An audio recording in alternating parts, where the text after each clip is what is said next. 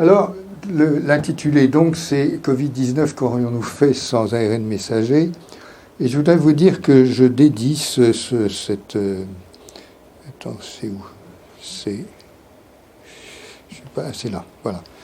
Je dédie ce moment à un homme qui s'appelle François Gros, qui est décédé l'an dernier, qui a une trajectoire, à vrai dire, un peu parallèle à la mienne, mais bien avant, et dont j'ai été l'élève. Voilà. Et en fait, François Gros, je le cite ici pour l'excellente raison que c'est l'un des deux, enfin c'est le co-découvreur de l'ARN messager en 1961. Je suis rentré dans son laboratoire en 1965 et j'ai commencé à y travailler avec lui sur l'ARN messager. Donc il était approprié pour moi de saluer cet homme absolument magnifique, à la fois un immense scientifique et un humaniste très, très, très essentiel. Alors, l'ARN messager, pardon, j'étais en train de vous en dire un mot avant l'arrivée de Monsieur le maire. L'ARN messager, c'est une molécule bizarre, parce que, et c'est pour ça qu'on l'a pas, elle est difficile à travailler. Et c'est pour ça qu'il a fallu tant de temps pour développer l'ARN messager en tant que dans son utilisation vaccinale et d'autres qu'on verra après. Donc vous avez dans l'immensité, cet océan d'ADN qui nous habite, hein, comme je vous l'ai dit, cet océan d'ADN, il comprend les gènes, les régions entre les gènes, je ne parle pas de tout ça, mais les gènes expriment un ARN messager, qui est une copie du segment d'ADN qui doit s'exprimer à un moment donné pour fabriquer une protéine. Mais autant une protéine est relativement stable, autant l'ARN messager est une molécule fugace.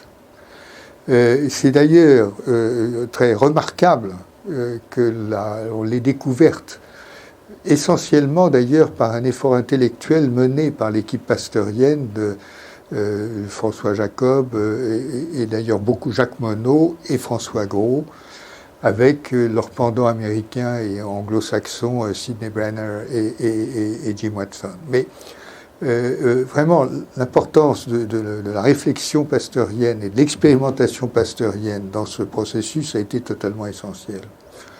Donc en fait, ce qui se passe, si vous voulez, c'est que pour corriger un déficit ou agir sur des cellules, il y a évidemment, on pense utiliser les protéines parce qu'on les fabrique, c'est relativement stable, on peut en faire des quantités. Si on pense à l'ARN messager, c'est de se dire, mais pourquoi s'embêter avec de l'ARN messager, une molécule dont le demi-temps de vie est d'une demi-minute ou quelque chose comme ça, in vivo. Pourquoi est-ce qu'on s'embête avec ça? C'est difficile à fabriquer, à avoir en quantité. Qu'est-ce qu'on va faire avec ça? Et c'est l'une des raisons pour lesquelles l'ARN messager n'a percé dans l'utilisation thérapeutique et préventive que relativement tard. Alors, avant de vous parler de tout ça, je donne quelques choses, je cite mes sources, et pardonnez-moi, mais c'est un peu égocentré, mais pour ceux, il y a peut-être quelques immunologistes dans cette salle, donc j'ai écrit un livre d'immunologie qui s'appelle « Le jeu du hasard et de la complexité ». Mais franchement, je ne le conseille pas à ceux qui n'ont pas fait un peu de biologie parce qu'il est un peu dur à avaler. Bon. Le deuxième a été fait pendant la pandémie avec Marie-Paule Kini, qui est une biologiste de l'Organisation mondiale de la santé, sur les questions de vaccination, faut-il ou non se vacciner. Et le troisième est paru hier, il décrit mes années à l'Institut Pasteur et surtout l'âge d'or, cet âge d'or de la biologie moderne qui s'est produit dans ces années à Pasteur et que j'ai eu vraiment la chance, une immense chance de vivre, d'abord aux côtés de François Gros et ensuite de façon autonome. Donc je vais vous rappeler quelques fondements de la vaccination, son importance et passer ensuite à la vaccination anti-Covid. Alors pourquoi vacciner? Et là je vous rappelle cette phrase de Pasteur devant l'Académie, je crois, messieurs, ce sont les microbes qui auront le dernier mot. C'est assez vrai. Les microbes, il y en a partout, il y en a tout le temps.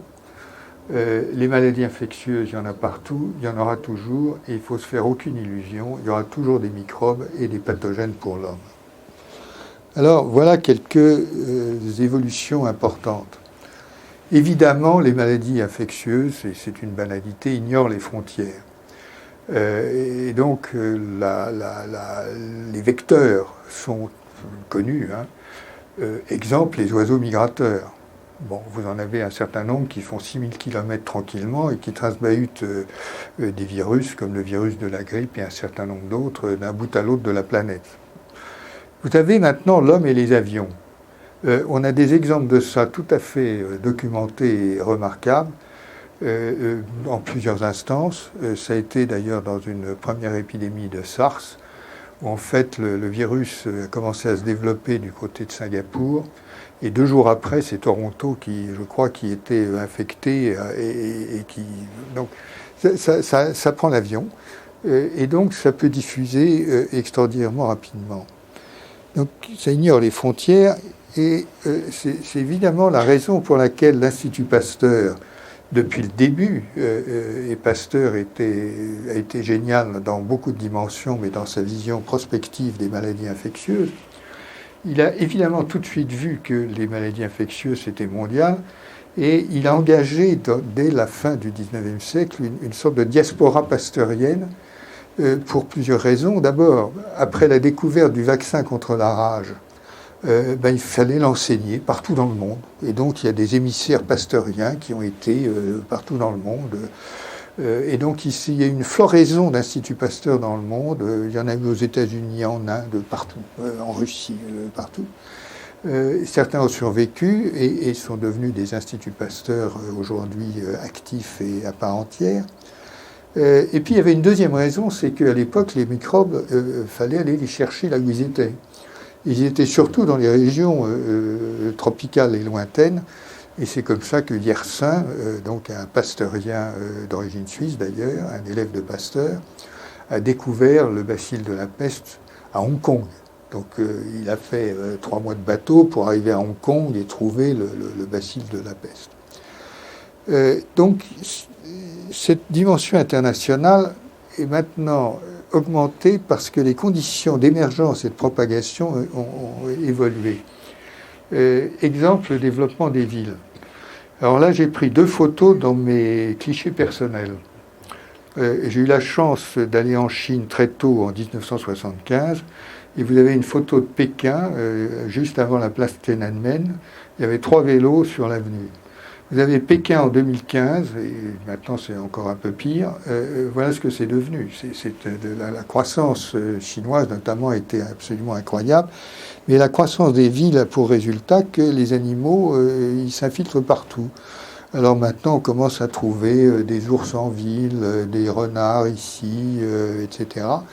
Parce qu'ils sont chassés de leurs habitats naturels par l'extension des communautés urbaines et des déforestations, ici pour créer des pistes de ski, là pour cultiver de la canne à sucre, etc., etc. Ces migrations animales sont absolument fondamentales dans la dissémination des pathogènes, pour l'excellente raison que la plupart des pandémies proviennent réellement des animaux. Donc ce sont des zoonoses, et vous avez donc des réservoirs animaux qui sont absolument impossibles à éradiquer, parce qu'il faudrait en gros contrôler toute la faune sauvage qui ne serait plus faune sauvage par définition. Donc il y a un gros problème. Donc vous avez de temps en temps des mutations qui se produisent dans des agents pathogènes, et c'est comme ça que le sida, qui était une maladie du singe, et ça tuait des singes, bon d'accord, et puis soudain ça s'est mis à tuer l'homme, et ça a fait une épidémie à 30 millions de morts, quelque chose comme ça. Donc le problème, c'est que les microbes évoluent aussi, et les vecteurs évoluent aussi, et dans ces vecteurs, vous avez une catégorie de vecteurs que vous connaissez bien, qui est très importante, ce sont les moustiques, qui trimballent des tas de choses. Mais les chauves-souris sont d'autres vecteurs très importants. Ces espèces d'insectes, d'animaux et un certain nombre développe une sorte de compromis bizarre qu'on ne comprend pas encore très bien, parce qu'il tolère les agents infectieux qui se développent un petit peu sans les tuer, sans trop les affaiblir, et puis tout ça vit en symbiose plus ou moins, et du coup, les chauves-souris et les moustiques notamment répandent des maladies extrêmement graves. L'ampleur de ce monde bactérien et de ce monde des microbes est absolument immense. Comme on ne la voit pas, évidemment, on ne fait pas trop attention, ou il faut le savoir, si vous voulez, pour y croire. Mais on sait aujourd'hui qu'en gros, dans 1 millilitre d'eau de mer, vous avez 1000 particules virales. C'est absolument incroyable. Alors, c'est des virus totalement inoffensifs pour l'homme. En fait, ils régulent en gros la croissance du plancton. Donc, ce n'est pas du tout quelque chose de dangereux pour l'homme. Et vous avez plein de bactéries, de virus, vous en avez dans la terre, vous en avez absolument partout, par milliers et milliers d'espèces. Et donc, le sujet n'est pas qu'il y ait des microbes, le sujet c'est qu'une petite fraction de ces microbes est dangereuse. Et vous avez une fraction qui au contraire n'est pas dangereuse. Par exemple, nous avons sur la peau ce qu'on appelle un microbiote de la peau. Il est très important pour empêcher par compétition les mauvaises, entre guillemets, bactéries de s'attaquer à la peau. Donc vous voyez ici que les virus humains, il y en a un grand nombre, 3600 espèces de virus humains répertoriées aujourd'hui. Pareil pour les bactéries. Si on commence à parler de Covid et donc des coronavirus, il y a des dizaines d'espèces de coronavirus. Celle qui nous a attaqués n'est que l'une d'entre elles. Les réservoirs infectieux, c'est essentiellement les animaux, mais également les humains. Les vecteurs, les transmetteurs sont directs, les chauves-souris, les ovules, etc., etc. Et puis, il y a maintenant des comportements anthropologiques qui sont tout à fait importants. Et par exemple, on sait que la transmission de certains virus dépend de comportements anthropologiques. Des rites funéraires, par exemple, qui sont, dont certains sont totalement contraires aux règles d'hygiène les plus élémentaires, mais ça fait partie des cultures locales, et combattre ces pratiques veut dire s'attaquer à des cultures locales, enfin, c'est vécu comme une attaque aux cultures locales, et c'est parfois extraordinairement difficile. Donc le résumé de tout ça, c'est quand même que l'émergence d'un pathogène potentiellement dangereux pour l'homme, c'est pas du tout exceptionnel, c'est plusieurs fois par an. Bon. Et une fois de temps en temps, ça prend et ça fuse. Et ça vous donne un truc comme le Covid-19 qui a fusé extraordinairement rapidement. Mais nous ne sommes jamais et ne serons jamais à l'abri de ce genre d'événement. Voilà, c'est ça le message. Je continue maintenant. Et pardonnez-moi, mais je bois un petit peu d'eau.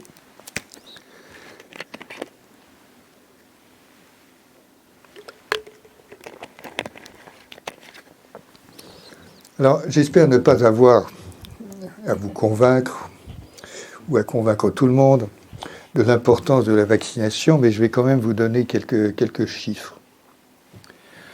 J'aime beaucoup une organisation internationale qui s'appelle Gavi. Le nom initial, c'était Global Alliance for Vaccines and Immunization.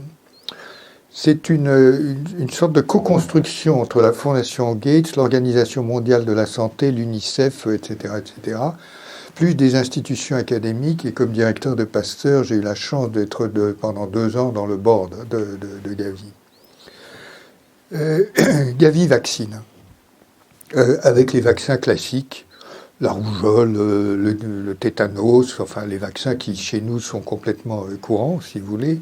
Ils ne sont pas du tout courants dans les pays en développement et où les maladies infectieuses font des morts par dizaines ou centaines de millions. Ce sont des chiffres absolument colossaux. En tout cas, je me concentre simplement sur le bilan des 5 ans de Gavi tel qu'il est publié sur leur site, donc 2016-2020. Calcul 5 à 6 millions de vies sauvées par la vaccination, par Gavi. Incidemment, au-dessus, il est mentionné que Gavi a évité plus de 14 millions de morts de vies d'enfants. En tout cas, donc, le coût total de Gavi pendant cette période-là est de 7 milliards d'euros et demi.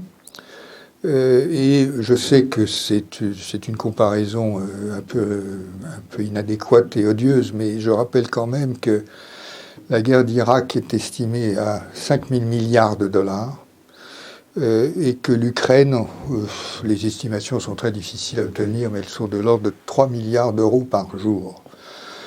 Juste pour mettre quand même les choses en perspective et dire que la vaccination ne coûte pas si cher que ça. Les vaccins, il faut savoir aussi que ça n'a rien de simple. On croit que c'est simple parce que le mécanisme est théoriquement facile.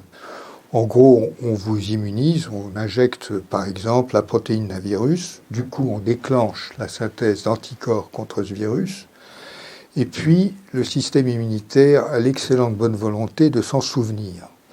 Les mécanismes qui conduisent à ça sont assez bien connus, je ne vous en parle pas, on ne fait pas un cours d'immunologie. Sachez simplement que si on est infecté une deuxième fois après un certain temps, le développement d'une réponse immunitaire forte se fait en quelques jours au lieu de quelques semaines, en gros, ou même parfois quelques heures. Mais en gros, il y a une réponse plus forte et plus rapide.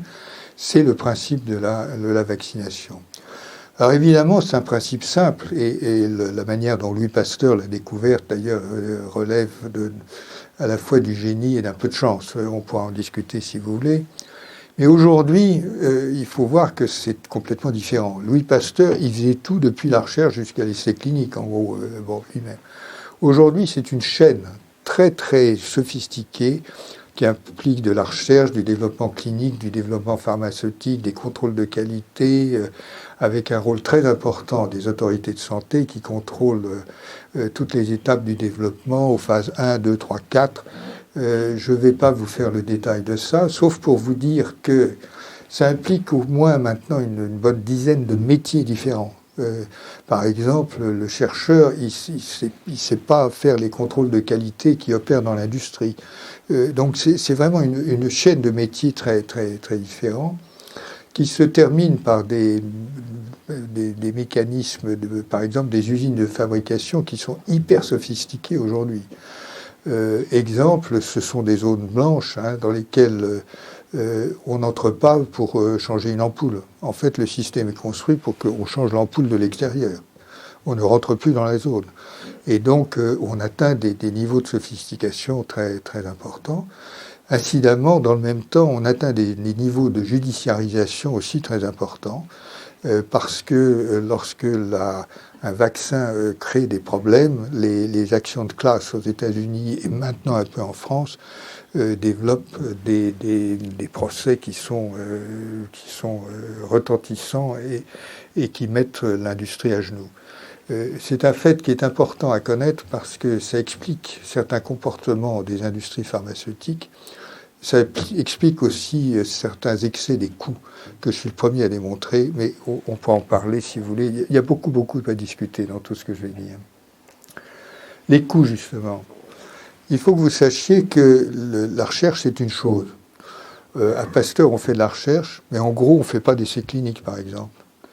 Et le coût n'a rien à voir. Le début d'un essai clinique, un essai clinique de phase 1, écoutez, en gros, c'est de l'ordre de... En gros, maintenant, c'est 10 à 20 millions d'euros. Bon. Et donc, on peut pas tout faire. Le système académique n'est pas capable d'encaisser ces coûts-là. Il le fait de temps en temps, mais généralement, il n'a pas les moyens de le faire, ou pas les moyens de le faire dans tous les cas.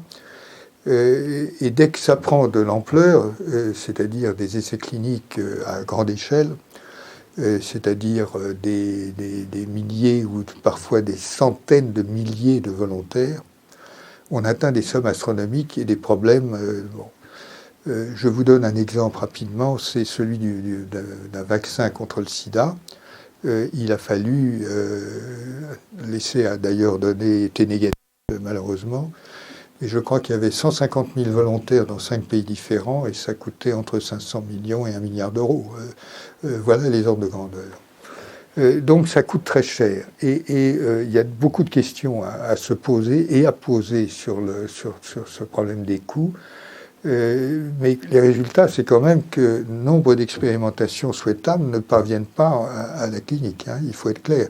Il y a dans les cartons des laboratoires pas mal de projets qui mériteraient d'aller en clinique et qui n'y vont pas.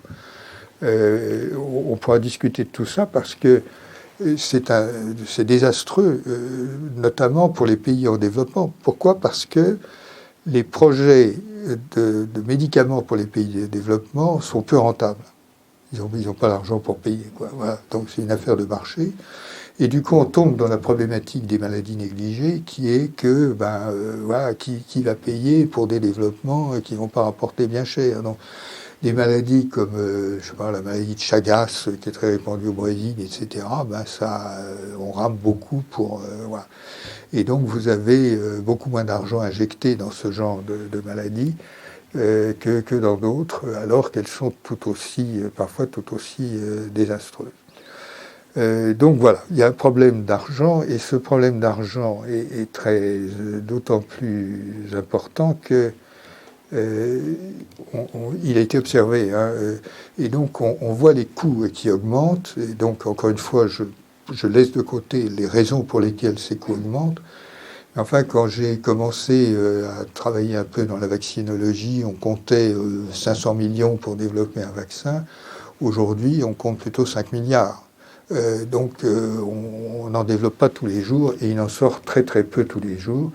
Le dernier grand vaccin qui est sorti, à part le Covid, bien sûr, les derniers grands vaccins sortis, c'est celui contre le HPV, donc le virus du papillome qui empêche les cancers du col de l'utérus et qui maintenant est une vaccination très recommandée. Et puis, il y a un phénomène de financiarisation que je vous mentionne, c'est qu'en fait, et ce phénomène, il est assez gênant. Il pose des problèmes de principe très, très profonds, parce qu'en gros, encore une fois, ce que j'ai dit, c'est que l'aval est délégué au privé. Et on peut comprendre les mécanismes, mais dans le privé, il y a un problème de prise de risque. Donc il y a un problème de partage des risques, et de plus en plus, ce ne sont plus les industriels seuls qui prennent le risque, c'est les industriels plus des financiers. Et ce n'est pas du tout la même chose. Donc il y a 30-40 ans, c'était vraiment les industriels qui prenaient le risque, avec leurs compétences, etc., etc. Et maintenant, c'est des industriels et des investisseurs qui connaissent absolument rien, mais pour qui c'est une source de revenus. Et donc, vous avez un exemple magnifique de ça que je crois, d'ailleurs, j'ai dû citer quand je suis venu il y a 3 ans, c'est celui du magnifique médicament qui guérit l'hépatite C. C'est une innovation fantastique et ça sauve des millions de vies, littéralement. Mais ce médicament, il a coûté, j'ai fait le calcul, en développement, enfin, il a coûté en gros, en tout, 15 milliards de dollars. Et là-dedans, j'ai calculé, je ne peux pas absolument tout vous prouver, mais là-dedans, il y a probablement 10 milliards de frais financiers. Donc, c'était un risque énorme qui a été pris face des financiers, et ils se rémunèrent par... C'est tout le principe du capital risque, si vous voulez. Je vous jouez 10 fois, ça gagne une fois, mais dans ce cas, il faut que ça gagne 10 fois plus. Donc, voilà. Je vous mentionne ça parce que dans toutes les politiques publiques aujourd'hui, dans tous les pays occidentaux, on joue beaucoup la carte des start-up, etc., et en fait, on joue la carte beaucoup des investisseurs financiers. Donc il faut le savoir et en tenir compte dans nos comportements. Alors, la vaccination anti-Covid. Alors d'abord, sur l'étendue et la gravité de la pandémie. Juste un rappel et une cinétique de la pandémie. Premier symptôme à Wuhan, en Chine, en décembre 2019. Incidemment, il est à peu près certain que le virus n'est pas sorti du fameux P4 de Wuhan. Et s'il est sorti de quelque part, il est sorti d'un P3 et pas du P4. Et le P3 est à 40 km du P4. Donc on ne parle pas de la même chose. Mais il est sorti de là et il se peut qu'il soit sorti de là. On n'en est pas sûr. Et peut-être on ne saura jamais s'il est sorti du marché de Wuhan par une zoonose ou d'une erreur de laboratoire, etc. En tout cas, en mars 2020, ça s'est répandu comme la poudre, et donc l'OMS qualifie de pandémie. Et la chose absolument remarquable, c'est que dès décembre 2020, on commence à avoir des essais de vaccination. on va en parler parce que c'est tout à fait inhabituel. Et donc maintenant, je vais essayer de vous trouver quelques chiffres pour vous donner l'étendue de la gravité. D'abord, les captures d'écran de l'OMS pour montrer que c'est mondial, c'est une pandémie, hein, tous les pays sont touchés à des degrés divers, enfin ils sont tous en bleu plus ou moins, et des morts, il y en a absolument partout parce que tout est rouge et plus ou moins rouge. Vous noterez que dans les pays très rouges, vous avez les États-Unis, vous avez le Brésil, l'Europe un peu, c'est mieux, vous allez voir les chiffres. Si on essaie de chiffrer, comment se rapporter ça par rapport aux pandémies les plus meurtrières dans l'histoire?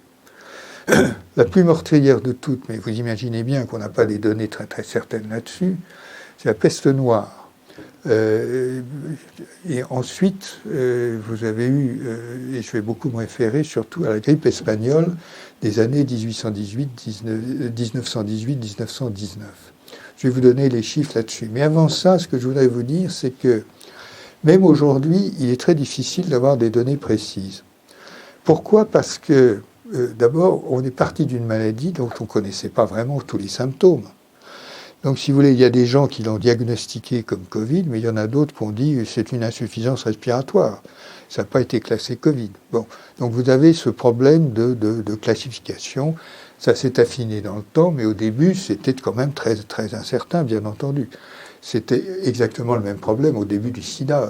Au début du sida, on ne savait pas vraiment reconnaître le sida. C'était une immunodéficience, et puis, etc., etc. Bon. En plus, si vous voulez, il y en a qui comptent le Covid, ils comptent comme le Covid seul. Oui, ça marche plus. Qu'est-ce qu'il y a? Pardon. Oui. Oui, vous m'entendez? Non, ça marche pas non plus. Oui. Je vais essayer de parler fort. Hein.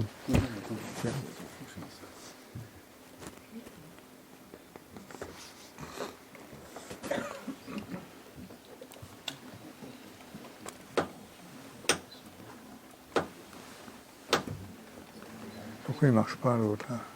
La pile?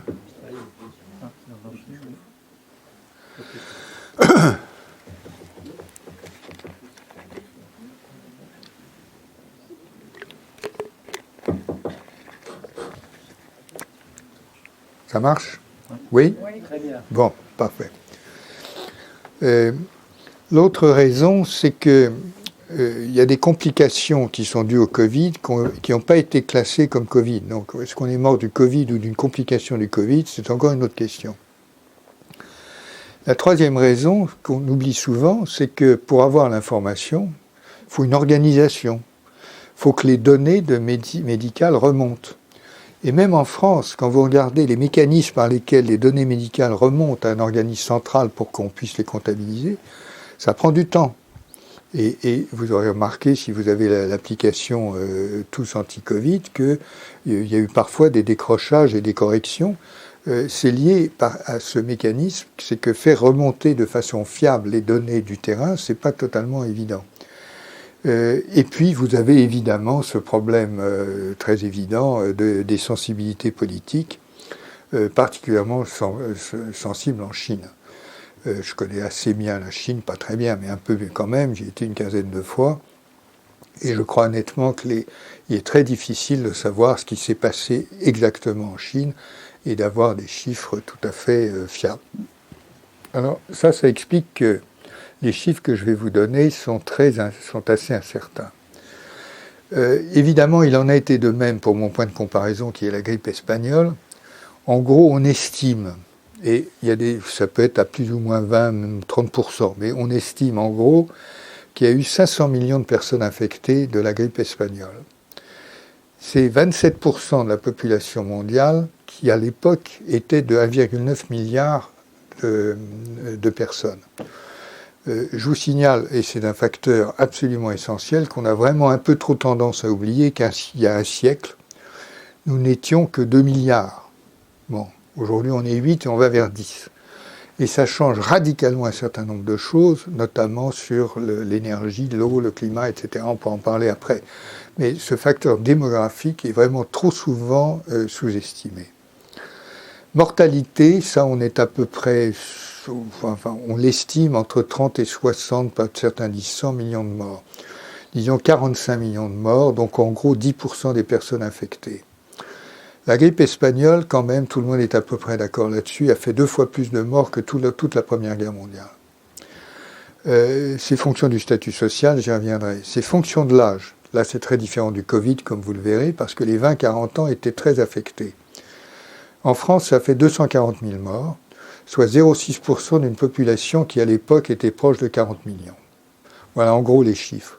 Aux USA, par comparaison, 550 000 morts, soit 0,2%, à peu près la même chose. La population des États-Unis à l'époque était de 106 millions. Donc voilà la grippe espagnole, et bien entendu, il n'y avait pas de vaccin et pas de médicaments. Je passe maintenant au Covid, et les chiffres qu'on a sont à peu près ça.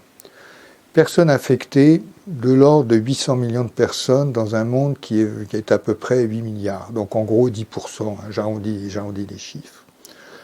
La mortalité fondée sur les déclarations officielles est d'environ 7 millions de morts. Mais la mortalité fondée sur des estimations, en tenant compte des incertitudes que je vous ai indiquées, et ça ce sont des chiffres de l'Organisation mondiale de la santé, donc c'est pas sorti d'un chapeau, c'est quand même environ 15 millions de morts. Est-ce fonction du statut social? Oui. Est-ce fonction de l'âge? Oui. Ce sont les plus de 60 ans et de loin qui ont été majoritairement touchés. En France, 159 000 morts. Aux États-Unis, plus d'1 million, presque 1,1 million morts. Et aujourd'hui, les doses de vaccins, puisque nous avons le vaccin dans le monde, 13 milliards de doses ont été distribuées. Alors, juste pour faire des points de comparaison, la population mondiale a donc été multipliée par 4. Le taux d'infection entre le Covid et la grippe espagnole a été moindre, apparemment en 9-10% contre 25-30%, disons. Le total des morts, 7 à 15 millions versus 45. La proportion de la population totale, tout ça a été moindre. Et la proportion des personnes infectées qui sont mortes, c'est en gros probablement plutôt 2% versus 10% dans le cas de la grippe espagnole. Voilà en gros les chiffres. Alors, si vous voulez, donc, on peut dire que l'épidémie de Covid a été moins grave que l'épidémie de grippe espagnole. Pour des tas de raisons qu'on peut discuter ou imaginer, notamment notre hygiène est meilleure aujourd'hui qu'elle n'était il y a 100 ans, il y a un certain nombre de raisons. Et puis, il y a des virus qui sont plus ou moins dangereux et qui sont plus ou moins, etc., etc. Et ça, on le voit, on va le voir sur les trucs suivants. Il y a eu des disparités dans le Covid qui sont considérables. Il est vrai que les plus de 60 ans, et souvent les plus de 70 ans, ont été très majoritairement touchés. Il y a des disparités biologiques et immunologiques, j'en parlerai un tout petit peu. Et il faut bien voir que c'est également fonction, des disparités qui sont fonction du statut social. Il y a des chiffres assez effrayants aux États-Unis, où le Covid, incidemment, a fait plus de victimes que toute la guerre du Vietnam, ce qui est quand même à garder en mémoire. Et deuxièmement, on voit que chez les Afro-Américains, le nombre de morts pour 100 000 habitants est le triple de celui des Blancs. Donc, voilà, c'est une mesure, certes assez grossière, il faudra aller dans le détail, mais c'est une indication que le statut social joue un rôle, et bien entendu, le statut social par rapport aux pays en développement versus les autres est tout à fait considérable. Donc, je ne peux pas aller dans le détail, mais voilà le... Alors, est-ce que les vaccins, et je reviendrai après pour la raison pour lesquelles on a pu développer si vite le vaccin, le vaccin, quelle a été l'efficacité du vaccin? C'est très difficile à dire aujourd'hui en raison de l'incertitude des chiffres. Une étude considérée comme sérieuse, mais pas par tout le monde, et c'est fondé sur des études de surmortalité. La surmortalité, c'est que vous avez des courbes de mortalité qui sont assez régulières. Par exemple, en France, on sait par exemple que la durée de vie augmente de 3 mois tous les, etc., etc. Et la surmortalité se remarque par rapport à des sauts là-dedans. Donc des Anglais qui sont qui sont de respectables modélisateurs se sont fondés là-dessus pour analyser la surmortalité et déduire par comparaison qu'en 2022, le vaccin avait épargné 20 millions de vies. Ça n'est pas une preuve, je le dis tout de suite. Il est certain que le vaccin a protégé beaucoup de vies, mais ce chiffre n'est pas une preuve. Et puis, on a perçu également, au cours du temps, un point très important qui était la réduction de la circulation du virus, qui doit être également imputé en partie à l'efficacité de la vaccination, et je vais y revenir, et le fait que les virus sont devenus plus infectieux et moins létaux. Je ne dis pas que c'est un grand classique en épidémiologie, mais c'est assez classique. En gros, et en utilisant un langage anthropomarqué qui n'a pas lieu d'être, mais que je vais utiliser quand même, l'intérêt du virus, c'est pas forcément de tuer la personne qui l'infecte. Son intérêt, entre guillemets, c'est de se propager, de se multiplier au mieux. Et donc, au fond, il a souvent intérêt à moins tuer et à affecter plus. Et c'est ce qu'on observe dans pas mal d'épidémies, une sorte d'atténuation de la virulence mortelle du virus en faveur d'une dissémination plus grande.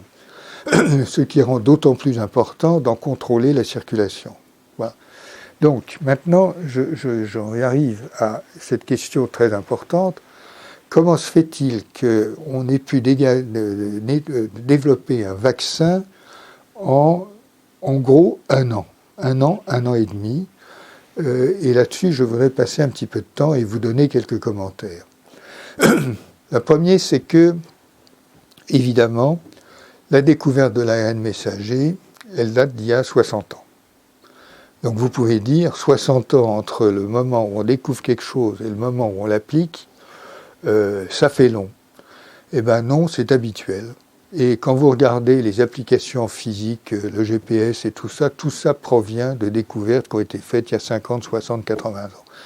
Donc en fait, c'est inhabituel, c'est une beauté de la recherche, etc. Mais ce qui s'est produit dans le cas de l'ARN messager, je vais le reprendre. Molécule instable, difficile à isoler, difficile à fabriquer, difficile. Voilà. Qu'est-ce qui a changé ça? La chimie de synthèse. En fait, le problème, c'est que avec le temps, la biochimie, plutôt la chimie biologique plus exactement, de synthèse, a fait d'énormes progrès. Et les synthèses de nucléotides, d'oligonucléotides par des automates ont progressé. Et du coup, il est devenu plus facile de fabriquer en masse ces produits qui étaient avant à peu près inaccessibles ou difficilement accessibles. Bon, voilà une première raison que je ne détaille pas. Une deuxième raison, c'est que la rapidité des essais cliniques, la faisabilité des essais cliniques est quelque chose de tout à fait capital dans le développement d'un vaccin. Ce qui s'est produit dans le cas de la Covid-19, c'est qu'il y avait beaucoup de malades en même temps et ils étaient dans les pays riches. Parce que s'ils avaient été dans les pays pauvres, ça aurait été une autre paire de manches. Mais ils étaient dans les pays riches. Et du coup, faire des essais cliniques rapidement dans des conditions contrôlées, ça a été facile et rapide. Donc ça a été un facteur tout à fait déterminant dans la mise au point du vaccin. La troisième chose que je voudrais souligner, c'est que dans ce développement, les autorités réglementaires jouent un rôle très important. Elles surveillent tout. Et la surveillance est à un degré de précision dont vous n'avez probablement pas idée. C'est extrêmement détaillé, précis et donc chronophage. Et dans le cas ici, les autorités de santé, les autorités réglementaires ont été absolument impeccables et ont fait un boulot incroyable pour analyser la situation très, très rapidement. Au total donc, si vous voulez, moi je vais vous dire très, très honnêtement, je n'y croyais pas. Voilà. Au début, j'y croyais pas. Je ne pensais absolument pas possible de développer un vaccin en un an et demi, parce que le standard tel que je l'ai connu, puisque j'ai travaillé dans l'industrie, le standard c'était 7 à 10 ans. Voilà. Et donc 7 ans, je voyais pas comment on allait faire mieux que 5 ans, quoi, en gros, à la louche, en mettant. Et donc j'avais négligé notamment ce fait que les produits synthétiques sont beaucoup plus faciles à fabriquer, mais ils sont aussi beaucoup plus faciles à contrôler. Et c'est un point qui est également très important. Quand vous faites un vaccin biologique, par exemple, il faut par exemple vous faites une souche vaccinale, vous vaccinez contre la rougeole, par exemple. La rougeole est un vaccin vivant atténué. Il y a eu plusieurs milliards de personnes vaccinées contre la rougeole dans le monde et ça a économisé des dizaines de millions de vies. Bon. La rougeole est un vaccin vivant atténué, mais donc quand vous faites le vaccin rougeole, vous devez commencer par faire des banques pour pouvoir reproduire ensuite. Et ces banques, vous devez les certifier. Et tout ça prend du temps, 1 an, peut-être un peu plus. Bon. Et donc vous avez plein de facteurs temps qui disparaissent avec la chimie de synthèse parce que vous avez tout de suite des procédés qui sont enregistrables et homologables. Et donc, si vous voulez, c'est la combinaison de tout ça, plus des financements énormes, qui ont permis, et très importants, qui ont permis de développer si rapidement le vaccin contre la Covid-19. Plus, bien sûr, des innovations technologiques qui sont très importantes. Il fallait encapsuler ce vaccin dans des capsules de lipides et des mélanges de lipides de façon à ce qu'il pénètre et qu'il soit, etc., etc. Mais au total, si vous voulez, on y est arrivé. Maintenant, je mentionne un point qui, pour moi, est instructif, même s'il est un peu perturbant. C'est qu'en fait, quand on regarde, une grosse partie de l'innovation a été faite en Europe et une grosse partie des bénéfices ont été faits aux États-Unis. C'est un grand classique, mais je pense qu'il faut y réfléchir. Les raisons sont connues, elles sont analysées. Nous avons en Europe une très belle recherche. Celle des États-Unis est très belle ou magnifique, d'accord, c'est clair. Mais lorsqu'il s'agit de développer rapidement, à haut risque, en investissement plusieurs milliards d'un seul coup, il n'y a pas une seule entreprise pharmaceutique qui peut le faire si elle n'a pas une échelle multinationale énorme et l'aide d'un gouvernement à un niveau très élevé.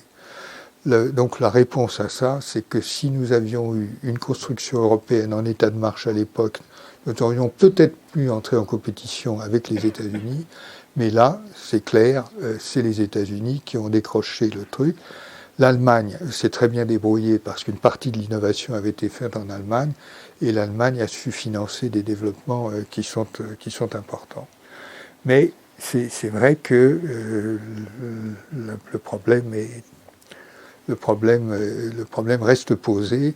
Vous savez que la recherche française, européenne, encore une fois, est de bonne qualité. Un effort important est fait sur les start-up qui concrétisent beaucoup d'innovations. Et très souvent, les start-up vont sur le marché pour lever les financements importants en 2e ou 3e cycle d'existence pour arriver à développer leur marché. Et là, elles sont rachetées par des capitaux américains et peut-être un peu chinois maintenant et d'autres. Donc je vous mentionne ça parce que ça fait partie du tableau. Alors je voudrais quand même souligner un certain nombre de points qui sont importants en termes de vaccination et qui en ont donné lieu dans la communication publique à un certain nombre d'incompréhensions et parfois de contresens. D'abord, un truc tout bête, c'est qu'un agent infectieux n'est infectieux que parce qu'il a trouvé un truc pour échapper au système immunitaire. Bon. On a un système immunitaire qui est remarquablement performant, c'est très étonnant. C'est une machine que je n'ai pas le temps de vous décrire, mais en gros, on voit d'ailleurs dans l'évolution des agents infectieux les mécanismes qu'ils trouvent pour échapper au contrôle du système immunitaire. Ça vous explique que certains vaccins ne sont pas si faciles à développer parce que vous êtes face à un objet qui a développé des modes d'esquive extrêmement sophistiqués Et donc, parfois, il faut trouver des modes d'esquive en question avant d'arriver à faire le vaccin. C'est le cas pour le sida. Hein. On n'a toujours pas de vaccin contre le sida, en dépit d'efforts de recherche colossaux. On n'y arrive pas. Et on n'y arrive pas parce que les modes d'esquive sont tels que pour l'instant, on n'a pas trouvé la voie de contournement. Dans le cas du coronavirus, de la Covid-19, coup de bol, là encore, la première supposition faite sur le fait que le plus évident, c'est-à-dire que la protéine d'enveloppe, la protéine de la capside extérieure, était la bonne cible, c'était le bon choix, et ça marchait tout de suite. Entre nous, c'est un coup de chance. C'était comme ça, c'était possible, mais heureusement que ça s'est passé comme ça. Pardon.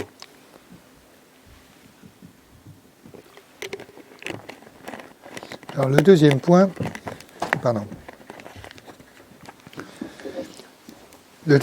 c'est que beaucoup de gens croient que la vaccination les protège immédiatement, c'est-à-dire que c'est stérilisant. C'est pas ça qui se produit. Ce qui se produit, c'est que le microbe vous infecte et il commence à se développer et il est bloqué rapidement. Mais il n'est pas bloqué immédiatement. Donc ce n'est pas stérilisant. C'est pas comme s'il était bloqué que il disparaît du. Et donc ce qui se produit, c'est que il est contré, mais pendant une certaine période, vous êtes infecté sans le savoir. Et à ce moment-là, il est possible que vous soyez des transmetteurs. Donc à ce moment-là, il est possible que vous contribuiez à la diffusion du pathogène. Donc ça, c'est un point très important à bien comprendre. Donc on peut être contagieux, et c'est toute la problématique des porteurs sains. Elle déborde le problème de la vaccination, parce que on est, pour des raisons que on peut discuter, mais nous sommes malheureusement inégaux devant les maladies infectieuses comme devant la vaccination. Pour des raisons qui sont d'ordre génétique, pour des raisons qui sont d'ordre du développement, pour des raisons diverses que je pourrais détailler, mais dans une population vaccinée, il y en a qui répondent très bien, il y en a d'autres qui répondent moins bien. Voilà. J'ai l'habitude de dire différemment, finalement, quand on voit les différences entre systèmes immunitaires de différents individus, c'est presque un miracle qu'on arrive à vacciner, qu'on trouve une procédure homogène qui marche dans 90% des cas.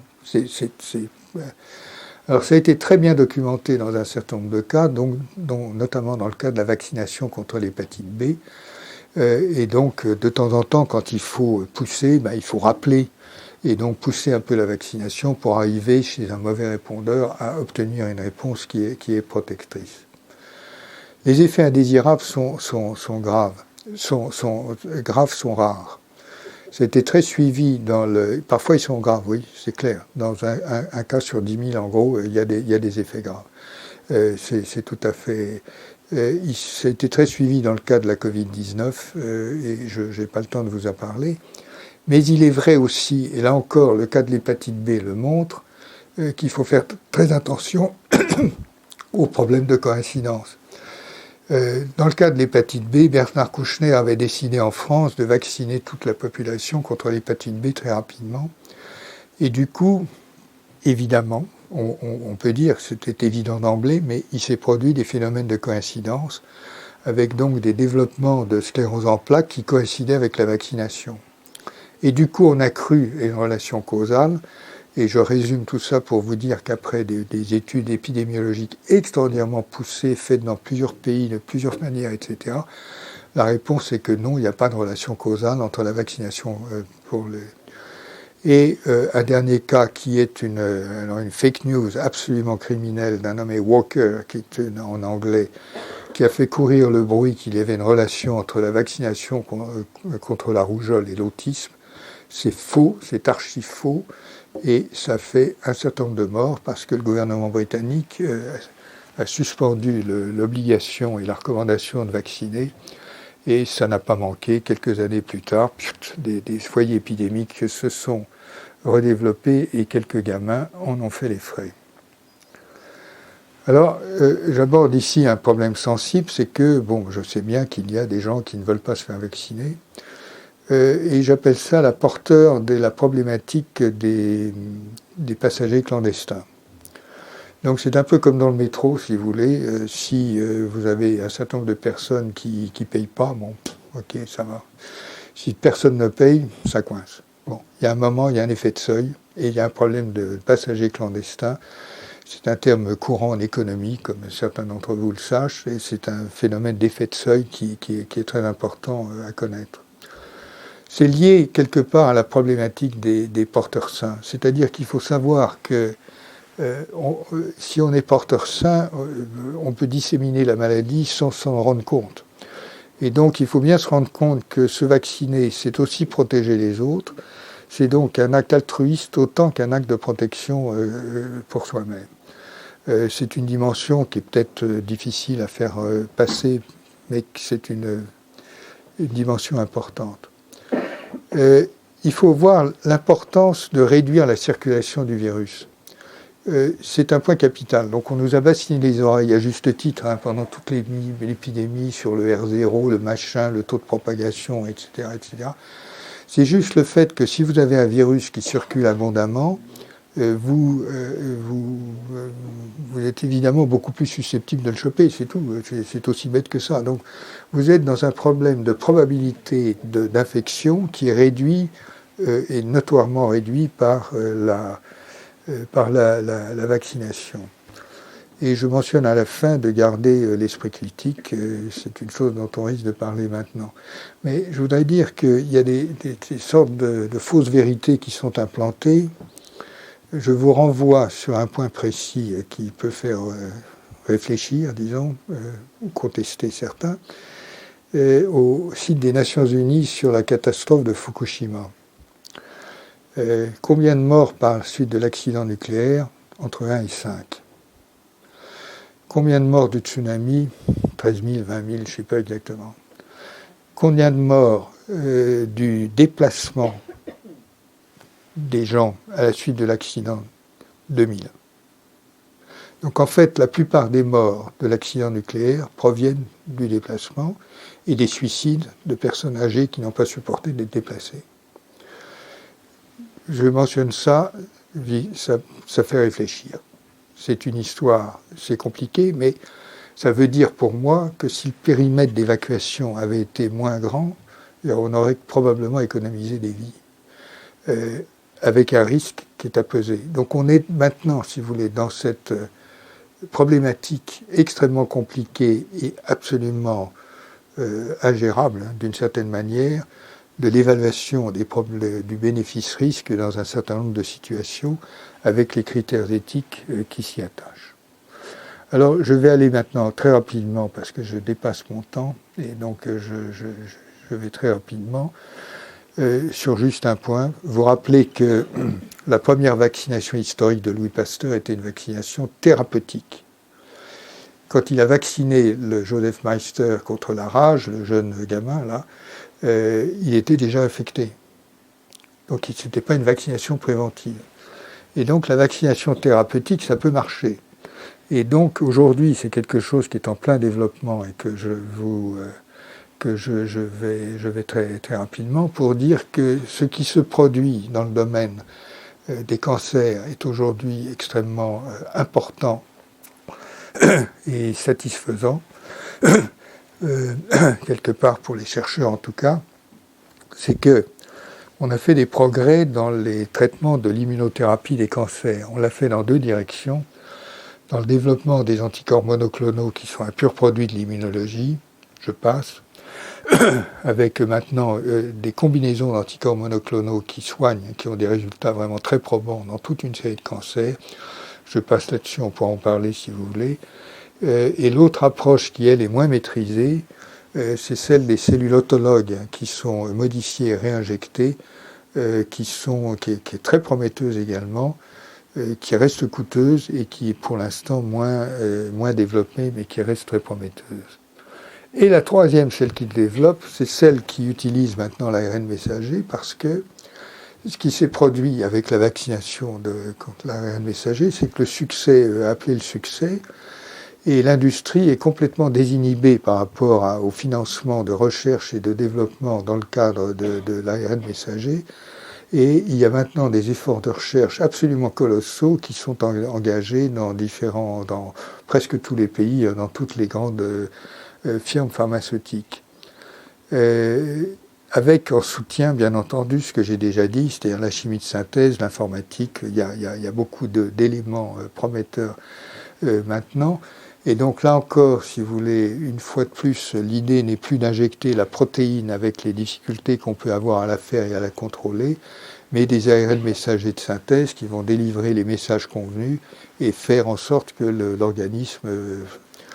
Alors, il y a encore une application encore plus futuriste de ça, avec un début de résultat extraordinaire, c'est de combiner ça avec des ARN qui codent pour les ciseaux génétiques, de façon à promouvoir la recombinaison de morceaux d'ADN dans le génome pour corriger des déficits. Et il y a eu récemment 1 ou 2 articles qui démontrent de façon, à mon avis, sur un petit nombre de cas, mais de façon assez indiscutable, le fait que ces procédés vont être utilisables en thérapie génique et peut-être révolutionner certains aspects de la thérapie génique, c'est-à-dire la correction définitive de certaines maladies aujourd'hui incurables. Donc au total, qu'aurions-nous fait sans le vaccin et sans le vaccin ARN messager ? Sans le vaccin ARN messager, on aurait dû attendre, à mon avis, 5 ans. Attendre 5 ans, déjà les 2 premières années ont été pénibles. Je vous rappelle le confinement, l'encombrement des... On oublie un peu vite tout ça, hein, l'encombrement des hôpitaux, etc., etc. Des conséquences sanitaires dont on n'a pas complètement fini de mesurer les impacts parce que il y a probablement quand même des bouts de maladie post-Covid, il y a des séquelles qui ne sont pas toutes aujourd'hui mesurées. Et je pense que les conséquences sociales et économiques, je passe très vite, ont été, à mon avis, au moins aussi importantes que les conséquences sanitaires. Je vous renvoie à quelques études sur le suicide des jeunes, par exemple. Ça n'a pas été une période de fête pour tout le monde, bien entendu. Alors, on aurait attendu plus longtemps, et donc le vaccin contre l'ARN messager qui est arrivé tout de suite avec toutes ces...